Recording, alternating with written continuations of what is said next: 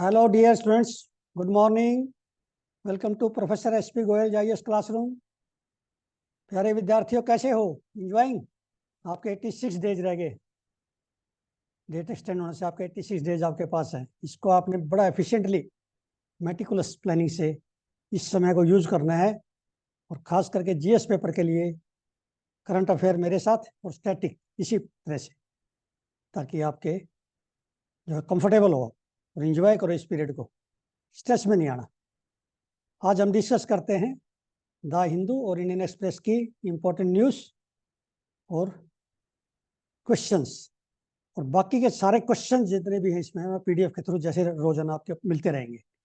अब ये text and context में जो है बड़ा इंपॉर्टेंट आर्टिकल है, और एक या दो क्वेश्चन क्राइसिस पे आता है। जो अफ्रीकन कंट्रीज में क्राइसिस है ना, किस में क्या क्राइसिस है, तो ये मास किडनैपिंग इन नाइजीरिया ऐसे आएगा पेयर में, 4 पे दे देंगे आपको। और इसमें नाइजीरिया में क्या प्रॉब्लम है, नाइजीरिया में क्या प्रॉब्लम है, माली में क्या है, लाइक दैट। ठीक है ना, इस तरह से। अब ये वहां पर नाइजीरिया में क्या है, मास किडनैपिंग ऑफ चिल्ड्रन हो रही है स्कूल से। ये बड़ा इंपॉर्टेंट है, ये आपको पता होना चाहिए। और बोको हरम वहां का मिलिशिया ग्रुप है, अभी सस्पेक्टेड है कि उसने की है, देखिए मिलिटेंट का।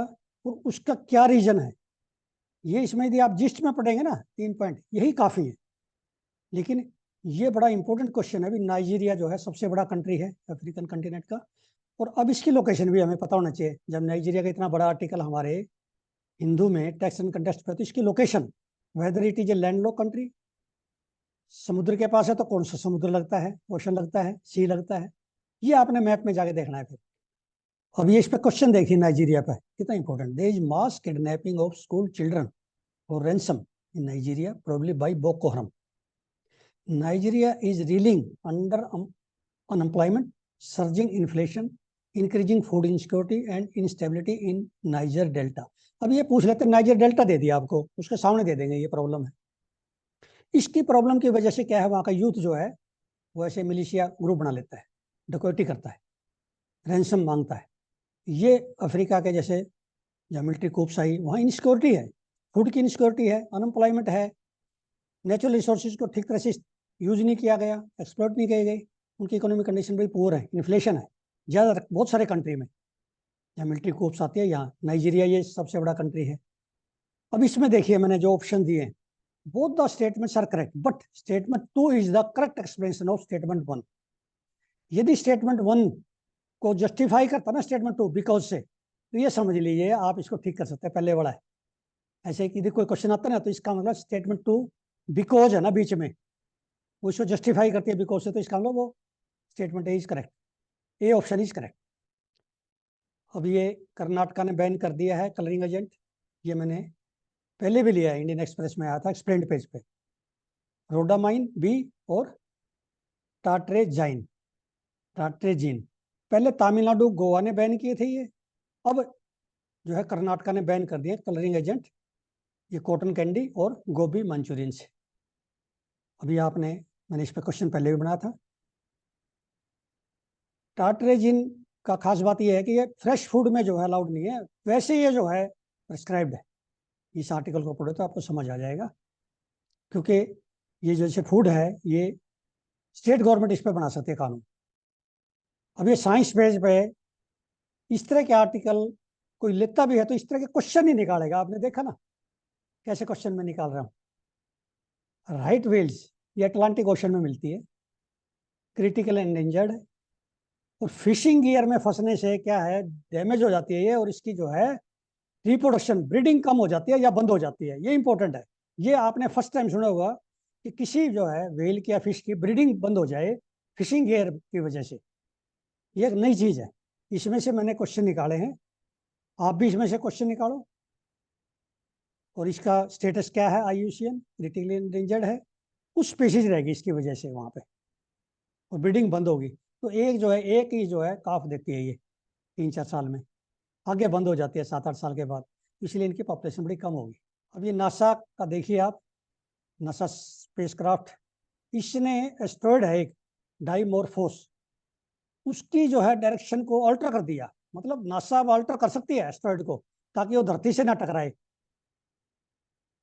तो इसमें एस्ट्रॉयड का नाम है, नासा एयरक्राफ्ट का नाम है dart, dart spacecraft, it is dart. और एस्ट्रॉयड का नाम क्या है? डाइमॉर्फोस। ये 2022 में जो ने इन्होंने भेजा था ये। तो ये ऐसे जो है क्वेश्चन बड़े आते हैं यूपीएससी में, और इनको जो है हम जो है साइंस पेज को तो मेरे ख्याल में 1% बच्चे भी नहीं पढ़ते। और जो हमारी मैगजीन्स हैं, मंथली मैगजीन या दो भी मैगजीन है, वो इनको कई बार ले लेती है, कभी नहीं लेती, लेती है तो इस तरह क्वेश्चन नहीं लेती। इसलिए आपको जो है अनकन्वेंशनल कहता हूँ हमेशा मैं, आपका प्रिलिमिनरी अनकन्वेंशनल क्यों है? क्योंकि हम इससे क्वेश्चन लेते नहीं, आदत नहीं है हमें। अब ये इंडियन एक्सप्रेस से आज एक ही न्यूज है आपके लायक, और एक्सप्लेन्ड पेज में एक एलएनजी पे है, वो आप पढ़ सकते हैं। ये इंपॉर्टेंट बहुत है, एग्रीकल्चर रिलेटेड है, मैं थोड़ा सा बता देता हूँ। इंडिया में क्या है, बासमती वैरायटीज हैं। एक तो पूसा बासमती 1121 1121, एक है पूसा बासमती 1509। पूसा बासमती 1121 है, ये अरोमा है। इनमें बासमती में क्या है, अरोमा होता है, सेंटेड होते हैं ये, और ये ज्यादा समय लेती है, ये 135 दिन लेती है सीड टू हार्वेस्टिंग, 135-140 डेज लेती है। और पूसा बासमती 1509 भी वैरायटी है, वो समय कम लेती है, 120 डेज लेती है। और ये हमारा एक्सपोर्ट होता है बासमती का, और डोमेस्टिक भी कंजम्पशन है। और ये इंडिया और पाकिस्तान में ही होती है ज़्यादा, दोनों जगह से एक्सपोर्ट होती है। अब प्रॉब्लम क्या आ रही है कि हमारी जो बासमती है, जो very good variety, bread and release by IRI new Delhi, Pusa institute है ना जो पटेल नगर में, वहां से ये ब्रीडिंग हुई है इसकी। और ये पूरे नॉर्थर्न इंडिया में जो है ना उगाई जाती है बासमती वैरायटीज, और साउथ में नहीं है, ये ध्यान रखना। कई बार एक स्टेटमेंट दे देते हैं basmati varieties are grown in south India, तो आपने उसको फॉल्स करना है, इनकरेक्ट है वो। वहां पे डवार्फ है, 2-2, 3-3 क्रॉप लेते हैं, डवार्फ वैरायटीज के लेते हैं साउथ इंडिया में। हमारे यहाँ जो है दोनों है, डवार्फ वैरायटीज भी है और बासमती वैरायटी। डवार्फ वैरायटीज हमारी जो है करीब करीब 110, 115, 20 डेज लेती है, लेकिन बासमती वैरायटीज हमारी ज़्यादा समय लेती है, खास करके पूसा बासमती 1121। ये बड़ी पॉपुलर वैरायटी है, और फार्मर के जो हित में है ये, इसकी हाइल्डिंग है और डिजीज रेजिस्टेंस इसमें लिखा है। 2 बीमारी आती है इसमें, ब्लास्ट कम आती है इसमें, ये रेजिस्टेंट है, टॉलरेंट है ब्लास्ट के प्रति। और एक बैक्टीरियल ब्लाइट बिल्कुल नहीं आती इसमें। एक बैक्टीरियल ब्लाइट बड़ी जो है डेंजरस बीमारी है राइस की, वो नहीं आती इसमें, वो रेजिस्टेंस इसमें जीन है। और ये Haryana, Punjab, UP, western UP, है सारी नॉर्थ इंडिया में 6-7 स्टेट में उगाई जाती है। समझ गए? अब प्रॉब्लम क्या है, क्यों आर्टिकल है कि पाकिस्तान में इलीगली जो है कल्टीवेट हो रही है, क्योंकि हमारे यहाँ जब सीड देते हैं ना, जब ट्रायल के लिए, तो वहाँ चला जाता है कहीं। तो वहाँ की जो कंपनीज है उनके अगेंस्ट जो है हमारी इंडिया ने आवाज उठाई है। और हमारे यहाँ पे जो है आप देखेंगे कि अथॉरिटी है, protection of plant varieties and farmers rights authority, उसने उसमें एक एक्ट है, protection of plant varieties farmers rights act 2001। ये क्वेश्चन अभी तक आया नहीं है, ये आपके क्वेश्चन आएगा कि इसमें फार्मर्स के क्या राइट है। फार्मर जो है उसको जरूरी नहीं है सीड खरीदे, हर बार कंपनी से अपना सीड उगा सकता है, अपना सीड डिस्ट्रीब्यूट भी कर सकता है एक दूसरे फार्मर को, लेकिन बेच नहीं सकते, ये कंडीशंस है। तो ये जो है